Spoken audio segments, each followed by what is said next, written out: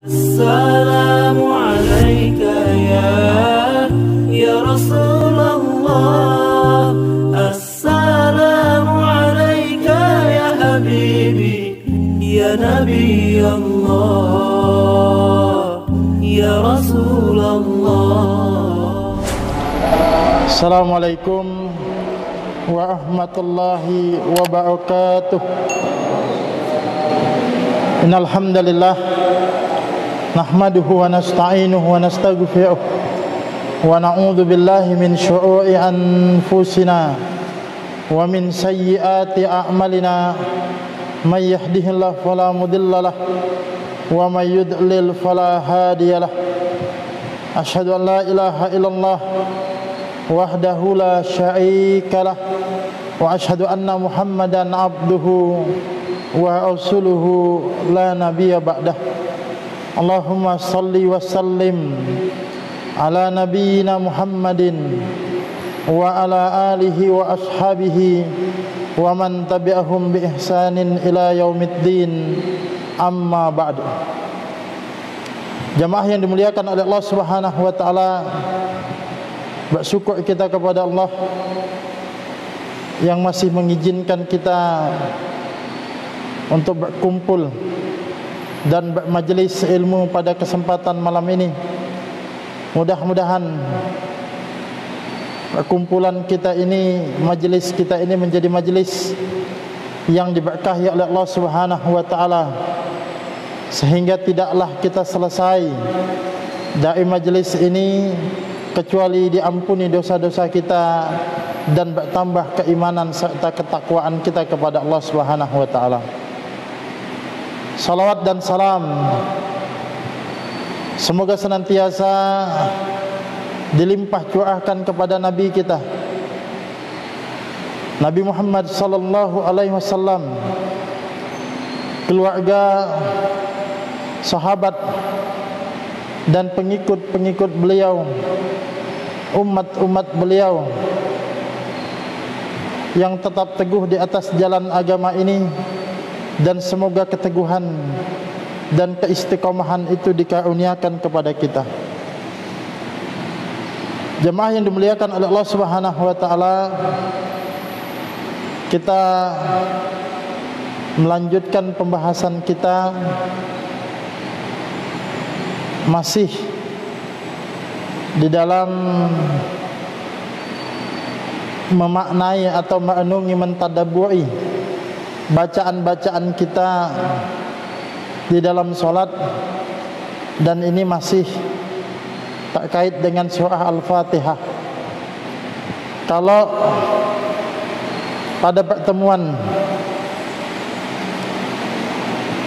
sebelumnya kita membahas tentang nama-nama yang disebutkan di dalam hadis atau nama lain daripada surah Al-Fatihah itu, maka malam ini kita akan mulai sedikit masuk ke dalam apa makna ya yang terkandung dari ayat-ayat yang ada di dalam surah Al-Fatihah itu. Yang pertama, kita masuk dengan yakni kalimat atau ayat yang pertama, yakni kalimat basmalah, yang sebagaimana kita sudah mengenal, kalimatnya adalah Bismillahirrahmanirrahim. Nah, jemaah yang dimuliakan oleh Allah Subhanahu wa taala, tentu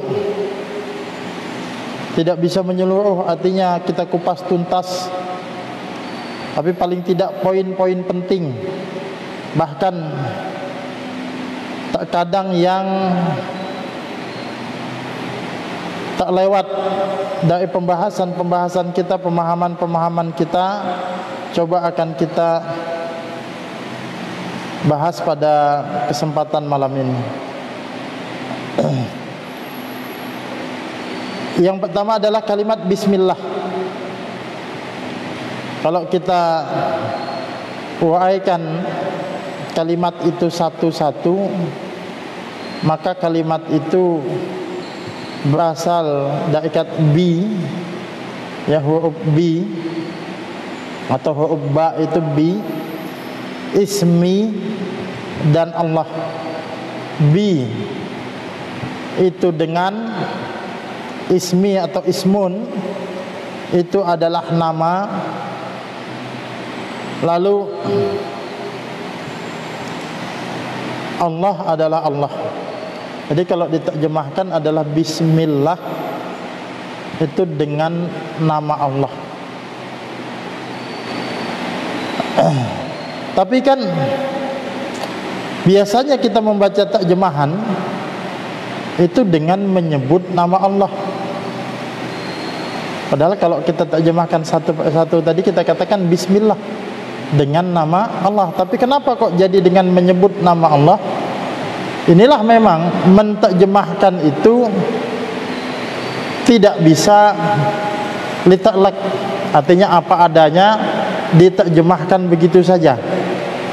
Bismillah dengan nama Allah, kan belum paham kita dengan nama Allah ini apa. Makanya di situ sekalipun kata-kata menyebut itu tidak ada, di situ cuma ditambahkan di dalam penterjemahan bismillah dengan menyebut nama Allah. Kenapa? Ya, bisa begitu sebab ya, karena ada secara makna di situ ada kalimat yang tersembunyi atau mahdzuf yang tidak disebutkan.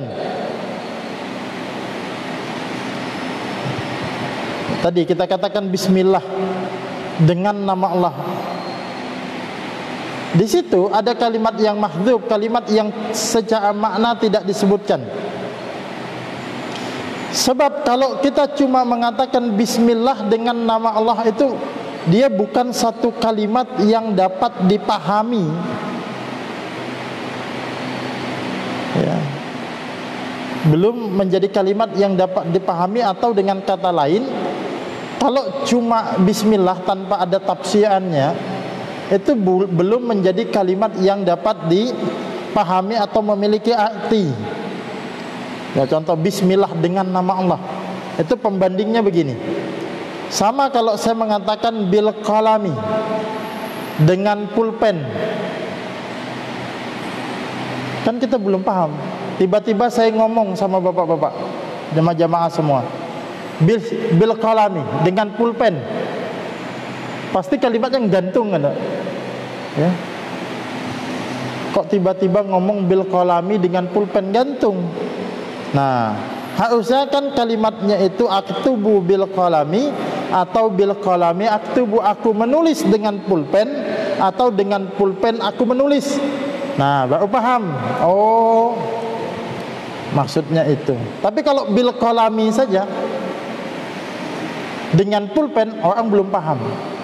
Nah, begitu juga seharusnya bismillah dengan nama Allah itu belum memahami kita ngapain. Dengan nama Allah mau ngapain? Sebagaimana dengan pulpen tadi mau ngapain? Oh, mau menulis. Maka kalimat bismillah itu menurut para ulama membutuhkan muta'alliq, membutuhkan pengait, kaitan untuk menyempurnakan kalimat itu agar maknanya itu bisa dipahami. Ya.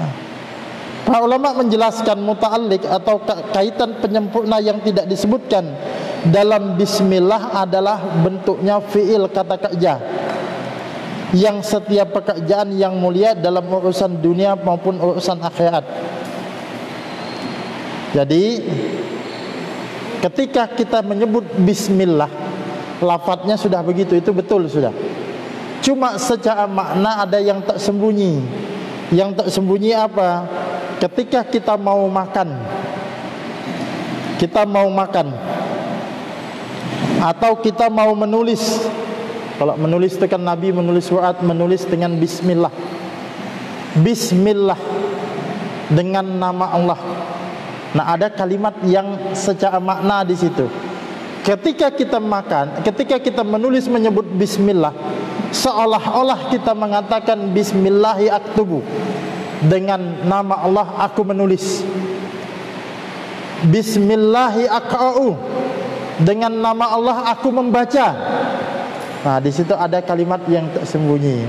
Nah, oleh penterjemah mentranslate ke dalam bahasa Indonesia dengan menyebut nama Allah. Karena kita kan mau baca Quran tuh dengan menyebut nama Allah. Jadi perbuatan dengan nama Allah aku menyebut untuk apa? Untuk menulis, untuk membaca dan lain sebagainya. Jadi terjemahan bismillah dengan menyebut nama Allah, ada tambahan kata-kata menyebut di situ, tidak salah. Secara makna tidak salah. Walaupun kalau kita ambilnya bi ismi Allah, cuma 3 aja, dengan nama Allah. Nah, jadi dengan nama Allah. Lalu muncul pertanyaan, apa hikmah di balik tidak disebutkannya muta'alliq atau pengait dalam kalimat bismillah itu? Ya. Nah, para ulama menyebutkan di antara hikmahnya adalah agar jenis pekerjaan dapat dibenarkan dimulai dengan basmalah. Adapun jika pengaitnya disebutkan, maka basmalah hanya dapat digunakan dalam pekerjaan tertentu saja. Ya. Gini, kenapa kok tidak disebut saja? Kan kaitannya misalnya ketika kita membaca Al-Quran itu, kenapa tidak disebut bismillahi aqra'u atau bismillahirrahmanirrahim aqra'u, dengan menyebut nama Allah yang maha pengasih lagi pemaha penyayang, aku membaca. Kenapa tidak disebut begitu, malah disembunyikan? Tapi secara makna ada hikmahnya, supaya kalimat bismillah ini bisa kita baca, bisa kita ucapkan dalam perbuatan-perbuatan apa saja yang baik. Jadi tidak hanya terkait dengan makan, tidak hanya terkait dengan membaca, tidak hanya kemudian terkait dengan menulis, tapi semua aktivitas-aktivitas kita yang baik itu bisa dimulai dengan bismillah. Jadi tergantung konteksnya. Misalnya kita kan kalau keluar rumah disunahkan juga membaca bismillah lengkapnya, bismillahi tawakkaltu 'alallah la haula wala quwata illa billah. Nah, ketika kita keluar rumah kita membaca bismillah, itu seolah-olah kita mengatakan dengan menyebut nama Allah aku melangkahkan kaki keluar rumah ini. Ya, ketika kita merebahkan badan kita untuk beristirahat, kita mengatakan bismillah, seolah-olah kita mengatakan dengan nama Allah lah aku beristirahat ini. Karena memang kalau kita lihat di dalam hadis-hadis itu banyak sekali, ya, anjuran-anjuran untuk membaca basmalah dalam aktivitas-aktivitas kita. Misal ketika hendak berwudu diperintahkan kemudian kita membaca bismillah. Maka ketika kita membasuh tangan kita hendak berwudu, kita mengatakan bismillah dengan nama Allah. Itu maknanya adalah dengan nama Allah saya berwudu. Ketika kita menyembelih dengan nama Allah, seolah-olah maknanya adalah dengan nama Allah saya menyembelih ini.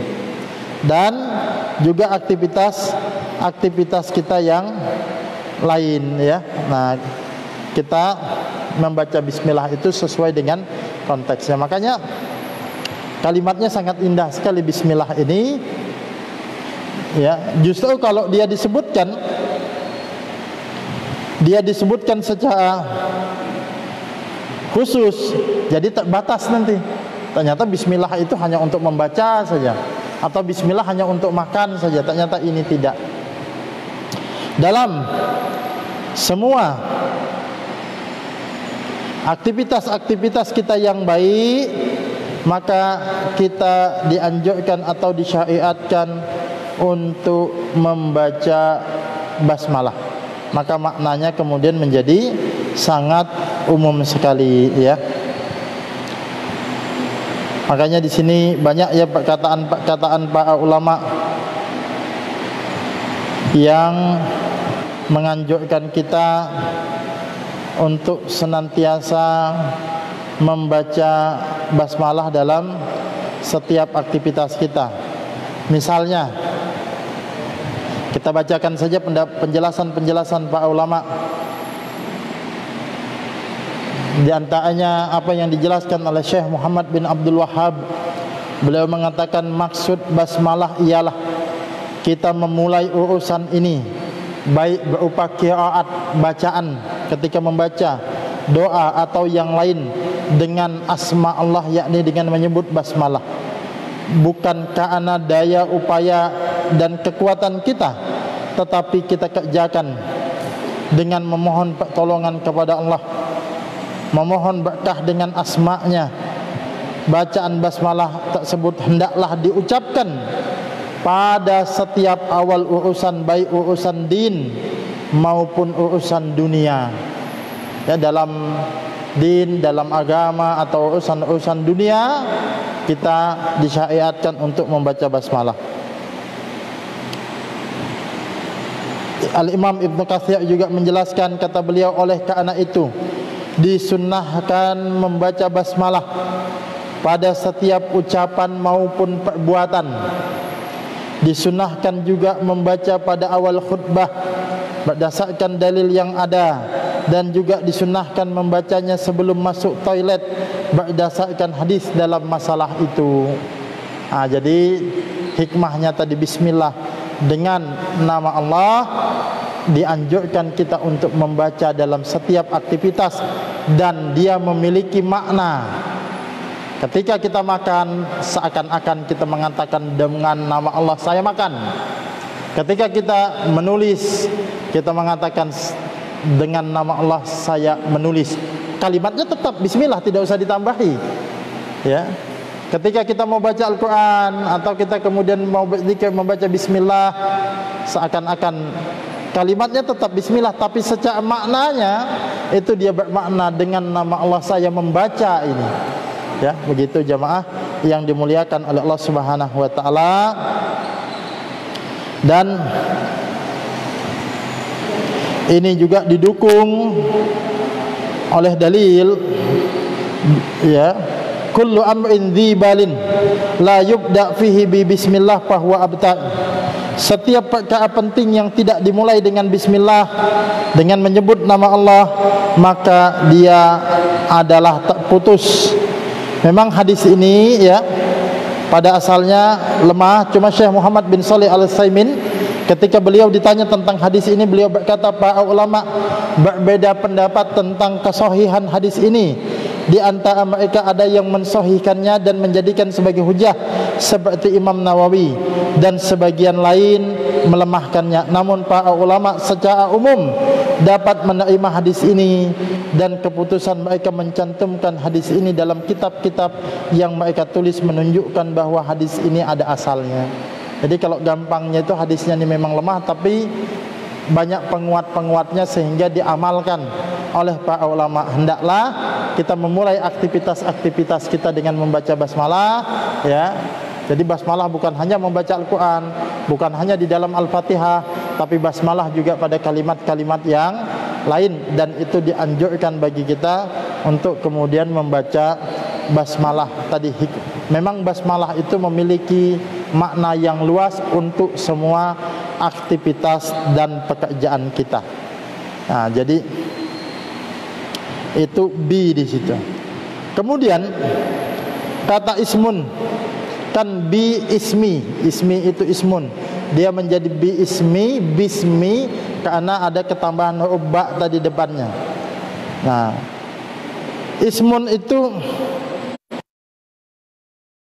diterjemahkan nama atau satu ungkapan untuk menamai sesuatu agar dia dikenal, ya, dan dibedakan dengan yang lain. Nah, kita sebagaimana kita sudah, jemaah yang dimuliakan oleh Allah Subhanahu wa taala, sebagaimana kita sudah mengetahui ya, Allah Subhanahu wa taala memiliki al-asma al-husna, memiliki nama-nama yang husna, nama-nama yang baik, yang sebenarnya secara jumlah nama-nama yang baik itu tidak terbatas pada 99. Cuma disebutkan di dalam hadis bahwa Allah memiliki 99 nama, atau siapa yang menjaganya maka dia akan masuk dalam surga. Menjaganya di sini diantaranya maknanya menghafalnya, atau juga memahami makna-maknanya dan meneladaninya di dalam kehidupan. Itu yang dimaksud dengan menjaganya. Nah, jadi 99 nama paling tidak itu yang kita kenal. Cuma tidak ada redaksi hadis yang mengatakan terbatas 99.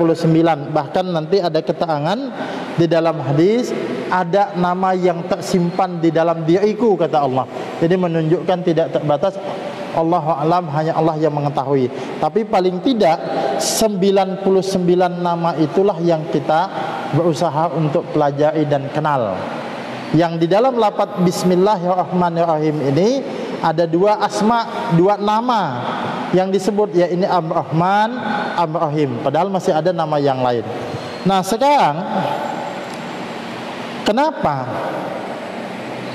kok kita dengan menyebut nama Allah, ya, kita mau memulai aktivitas sesuatu itu kenapa dengan nama Allah?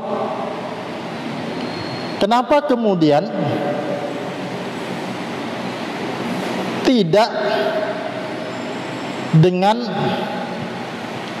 Allah saja langsung? Kenapa dengan namanya? Kenapa bukan dengan zatnya, tapi dengan nama Allah? Penjelasan para ulama kalau kita simpulkan, karena nama Allah itu nama yang husna. Di dalam hadis lain disebutkan Ismullah al-A'zam, nama Allah yang agung. Penyebutan kata Ismun dalam basmalah itu mengandung dua faedah. Yang pertama, dalam rangka tabaruk, mencari berkah. Artinya dengan membaca basmalah dalam pekerjaan kita, berarti kita telah mengundang datangnya keberkahan dari Allah Ta'ala. Jadi kalau kita mau memulai aktivitas kita, lalu dalam aktivitas kita itu kita menyebut nama Allah, maknanya yang pertama, hikmahnya yang pertama itu adalah dalam rangka tabaruk, mencari berkah dari nama Allah. Nah, jadi memang ini bentuk tabaruk, mencari berkah yang disunnahkan itu tidak usah repot, Pak. Baca aja bismillah dalam setiap aktivitas kita yang baik-baik. Kalau ada istilah orang ngalap berkah, kan aneh-aneh kadang orang kan ngalap berkah. Apalagi di Jawa itu ada gebrak suro ya. Di bulan Muharram itu yang didatangi siapa, Pak? Kiai Slamet. Tapi kiainya itu bukan manusia, kiainya apa? Kerbau ya, kebo kiai. Yang diambil tuh kotoran-kotorannya apa? Maksud mereka begitu, katanya ngalap berkah, untuk mencari keberkahan. Nah, padahal itu kemudian nyata sesuatu yang menyimpang ya. Padahal simple, salah satu bentuk mencari keberkahan yang mudah, amalkan dalam aktivitas-aktivitas kita itu membaca basmalah, berkah insyaallah ya. Nah sekarang tinggal yang dimaksud berkah itu apa? Nah ini juga Ya. Banyak yang kemudian masih salah di dalam memahami keberkahan ini. Ya. Apa? Biasanya kalau berkah itu kan identik dengan satu kesaktian gitu. Padahal definisinya berkah itu adalah ziyadatul khair, bertambahnya kebaikan. Ya. Maksudnya apa? Bertambahnya kebaikan itu, contoh gini, kita makan, kira-kira apa? Kita makan, baca basmalah dengan tidak baca basmalah itu, ya saya pikir sama-sama kenyang nanti juga gitu ya. Yang basmalah ya makanan enak, yang tidak basmalah baca basmalah tidak baca basmalah ya yang enak ya tetap enak gitu ya. Yang tidak enak ya tetap tidak enak juga. Tapi ada keberkahan setelah makan itu, kan makan melahirkan energi, melahirkan tenaga. Setelah itu tenaga kita ini kita arahkan untuk amal saleh. Ya. Energi tenaga kita arahkan untuk ibadah. Kalau kita punya kekuatan untuk kebaikan, itu berkah. Betapa banyak orang kemudian mengkonsumsi makanan yang bergizi, 4 sehat, 5 sempurna, 6 halal, berkah. Nah, kalau kita 4 sehat, 5 sempurna, 6 harusnya berkah. Jangan cukup 4 sehat, 5 sempurna saja, 6 berkah. Betapa banyak orang yang makan 4 sehat, 5 sempurna, ya kuat fisiknya, tapi datang ke masjid untuk sholat jamaah aja tidak kuat, Pak.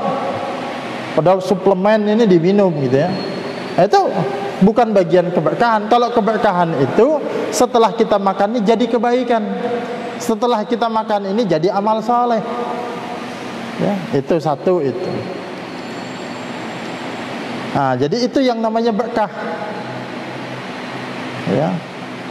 Ilmu kita berkah itu gimana tandanya? Ya pulang ini kita amalkan ilmu itu yang berkah.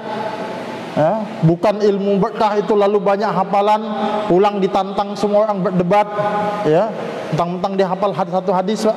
Sini, saya sudah hafal. Saya ini sudah berkah ikut pengajian. Dah hafal satu hadis saya, berdebat dia ya. Itu bukan begitu, tapi pulang. Mungkin ya, dari 100% yang disampaikan itu bisa jadi sedikit aja yang dipahami 50%. Tapi dari 50% itu diamalkan. Nah, karena ilmu itu untuk amal, bukan sebatas wawasan. Itu namanya berkah. Nah, kita kembali ke bismillah itu juga begitu. Jadi kalau kita dalam aktivitas kita membaca bismillah, insya Allah aktivitas kita itu akan menjadi berkah. Jadi ngalap berkahnya kita itu dengan membaca basmalah. Membaca basmalah itu satu jamaah yang dimuliakan oleh Allah Subhanahu wa taala. Yang kedua, selain tabaruk, selain mencari keberkahan, dengan kita mengucap bismillah itu juga kita memohon pertolongan, atau istilah lainnya adalah isti'anah, memohon pertolongan kepada Allah. Artinya dengan membaca basmalah kita memohon pertolongan kepada Allah dalam pekerjaan kita. Karena ketika kita mampu menyelesaikan suatu pekerjaan, sesungguhnya bukanlah karena kekuatan dan daya upaya kita, melainkan pertolongan Allah. Banyak sekali kalau kita mengandalkan sisi-sisi kemanusiaan kita, itu bukan kadang kita pasti tidak sanggup. Maka dengan membaca bismillah itu kita memohon pertolongan Allah. Yang sulit insya Allah menjadi mudah dengan izin Allah Subhanahu wa taala. Makanya kalau ada satu urusan yang sulit, coba aja dah kita minta pertolongan kepada Allah. Allah itu ya yang maha memudahkan, menjadikan sesuatu yang sulit itu menjadi mudah ya. Menjadi mudah Pak. Dan mungkin kita banyak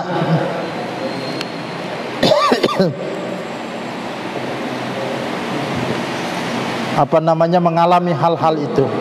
Nah, jadi dua hikmah. Jadi dengan membaca bismillah di balik nama Allah itu ada dua. Kita tabaruk, memohon keberkahan dari Allah. Yang kedua adalah isti'anah, memohon pertolongan dari Allah Subhanahu wa taala. Lalu kemudian dengan nama Allah, makna lafaz Allah. Nah, di sini kita secara singkat menyebutkan bahwa nama Allah yang agung, lafaz Allah nih, ini adalah nama yang diberikan Allah sendiri untuk namanya. Kan kadang kalau dalam keyakinan lain itu Pak, nama Tuhan mereka itu diberikan oleh oleh manusia. Ya, kalau di Nasrani penyebutan Yesus sebagai Tuhan kan belakangan, bukan pertama. Pertamanya dia bukan Tuhan kan gitu kan. Konsep-konsep semacam ini aneh. Nah, sedangkan lafaz nama Allah ini itu diumumkan sendiri oleh Allah, innani anallah. Kalau tidak salah dalam soalan kabut atau soal apa itu, sesungguhnya aku ini adalah Allah, maka sembahlah aku, kata Allah.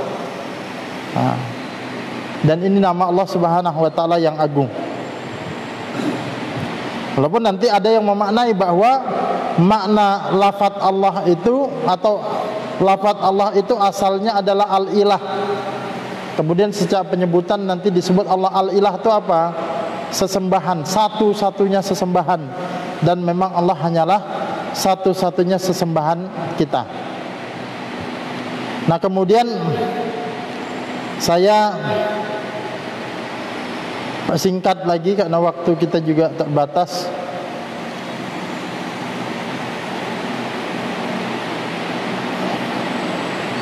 Kata Ar-Rahman dan Ar-Rahim itu maknanya apa? Kalau biasanya Ar-Rahman dan Ar-Rahim itu diterjemahkan kan, kalau Bismillahirrahmanirrahim dengan menyebut nama Allah yang maha pengasih lagi maha penyayang. Ar-Rahman itu maha pengasih, Ar-Rahim maha penyayang. Bismillahirrahmanirrahim. Nah, apa bedanya? Padahal ya kata Rahman dan Rahim itu dari satu akar kata, yaitu rahmat, dari satu sifat yang sama, yaitu rahmat, kasih sayang. Cuma di kita terjemahkan maha pengasih lagi maha penyayang. Nah, dulu saya itu penasaran, coba mencari apa sih bedanya Ar-Rahman dan Ar-Rahim. Nah, kalau kita simpulkan secara sederhana, Ar-Rahman adalah salah satu di antara nama-nama Allah yang diambil dari kalimat rahmah, kasih sayang, yang menunjukkan banyaknya kasih sayang Allah. Ar-Rahman berarti pemberi rahmat bagi seluruh makhluk. Ar-Rahman ini rahmat Allah untuk seluruh makhluk. Rahmannya Allah itu meliputi mukmin atau kafir, orang beriman atau orang pun tidak beriman, itu Allah Rahman kepada mereka. Ar-Rahim ya memiliki ya kasih sayang kepada hambanya. Kasih sayang kepada hambanya itu dikhususkan bagi orang mukmin saja. Jadi setelah saya renungi ternyata sudah tepat terjemahan yang Maha Pengasih lagi Maha Penyayang. Kenapa? Karena kalau Allah itu Maha Pengasih, yang dikasih Allah itu memang tak pilih kasih. Coba yang dikasih itu, Pak, orang kafir, orang mukmin, Allah tak pilih-pilih itu. Karena Allah itu Maha Pengasih. Kalau kasihnya Allah memang tak pilih kasih.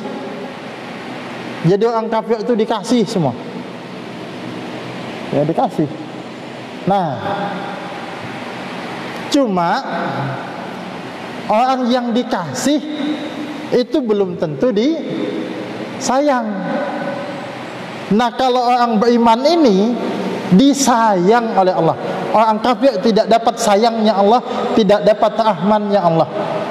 Nah, contoh ilustrasi saya mau jelaskan begini.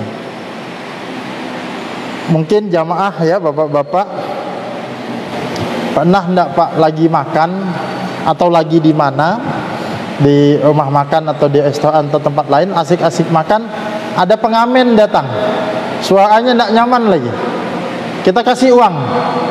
Pertanyaan saya, kita ngasih uang itu apakah karena sayang? Enggak kan? Malah justru supaya dia cepat pergi, Pak. Kasih. Atau ada preman yang memalak orang. Preman itu di pasar memalak ya. Malak, dikasih. Itu bukan berarti dia sayang kepada preman itu. Dikasih itu kesimpulannya belum tentu disayang. Ya, belum tentu disayang. Makanya kalau ada orang kafir yang dikasih oleh Allah Subhanahu wa taala, kita jangan merasa gimana gitu. Itu saya rajin sholat, rajin ke masjid, hidupnya masih miskin-miskin begini aja. Itu orang-orang kafir, tetangga saya tidak pernah sholat tapi hidupnya bukan main enaknya. Sabar ya. Dikasih itu belum tentu disayang. Dia mungkin cuma dikasih saja, tapi tidak disayang oleh Allah Subhanahu wa taala. Nah, sebaliknya, kalau disayang akan dikasih, insya Allah. Tapi kalaupun tidak dikasih, pasti itu sayang karena sayangnya Allah Subhanahu wa taala.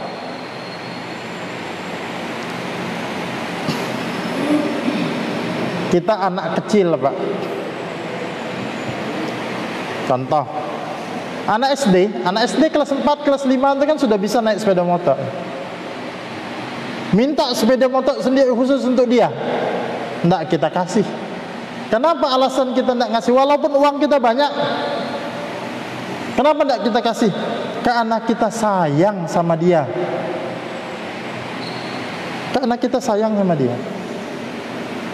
Anak kecil, bayi, ngelihat ibunya motong kentang, masak motong-motong sayur, mau nangis minta pisau, Pak, mau main pisau. Penasaran dia. Kalau dikasih pisau diam dia. Tapi ibunya tidak ngasih. Kenapa? Karena ibunya sayang. Jadi kadang ada kalanya kita itu tidak dikasih karena disayang.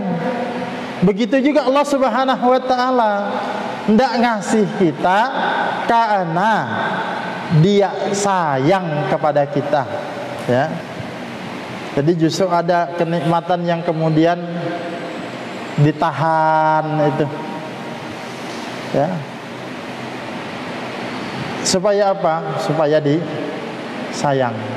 Karena tahu dia nih, kalau ndak begini, contohlah ada orang kemudian mungkin mau minta segala hajatnya terkabul, ya. Mungkin kalau dia diberikan kekayaan, diberikan harta melimpah, justru dia hidupnya nanti ini tak sesat. Nah, bersyukur dia kemudian masih ditahan. Jadi kesimpulan gitu, Allah itu Maha Rahman, Allah itu Maha Rahim.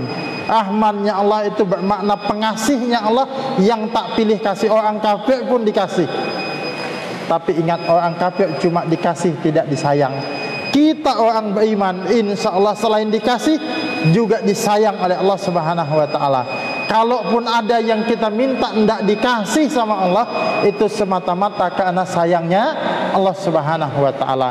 Jadi selalu husnudzon, baik sangkalah kita kepada Allah Subhanahu wa taala. Karena sudah masuk waktu Isya, kita cukupkan. Mudah-mudahan ada manfaatnya. Subhanakallahumma wa bihamdika asyhadu an la ilaha illa anta astaghfiruka wa atubu ilaik. Assalamualaikum warahmatullahi wabarakatuh. Gabunglah bersama Gerakan Infak Peduli Dakwah. Hanya dengan mendonasikan dana Anda sebesar Rp50.000 setiap bulan, berarti Anda telah membantu syiar dakwah Islam hingga ke berbagai wilayah pedalaman Kalimantan Timur. Karena dakwah tak harus ceramah. Kirim SMS atau WA Anda, ketik GIB dakwah, kirim ke 0811 586 1331.